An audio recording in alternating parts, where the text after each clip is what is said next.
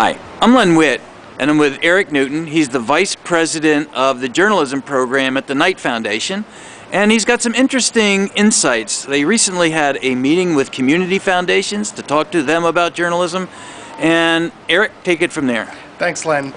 We had a meeting of about 200 leaders from community foundations around the United States to talk about the information needs of their communities in a democracy. And on our website, you can find links to a lot of information from that meeting. knightfoundation.org is our site. We did a survey of these community leaders, and we found out a few very interesting things.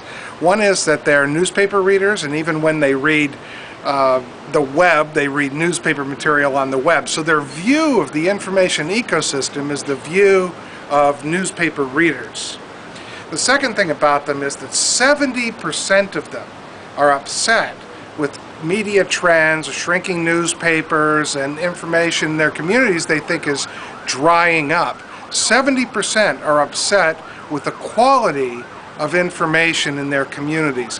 70% of the community foundation leaders said that the quality of information in the communities does not meet community needs. So what are they going to do about it? They have some resources. Are they going to just sit back and complain like the rest of us, or are they actually going to do something? Well, that's a very good question, because 75% of them are not currently funding any kind of news and information type of activity, even though the digital revolution gives everybody the opportunity to be part of the news and information stream and makes all kinds of things possible for blogging, for new forums in the community, for new watchdog projects, open government projects, educational projects, news literacy projects. So even though 70% said there was a problem, 75% weren't doing anything about it. Now, the good news is, at the conference, the 25% that were doing news and information projects in their communities made a very convincing case to the others.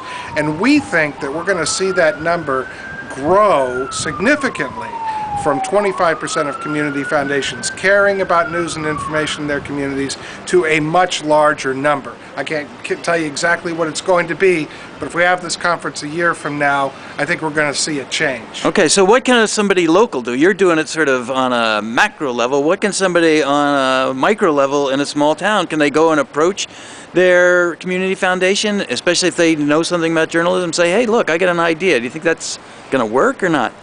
Well, I think that I would recommend look at the knightfoundation.org website, look at the website for this meeting, and look at the survey that was done of community leaders, and take that information to your local community foundation and find out where they are. There's a saying about foundations: if you know one foundation, you know one foundation. So best to go and meet your local people and find out what their philosophies are and their attitudes and how much money they have for discretionary giving in your community. Okay, thank you a lot. This was Eric Newton, and we're at the We Media Conference in Miami. Thank you very much. Thank you, Len.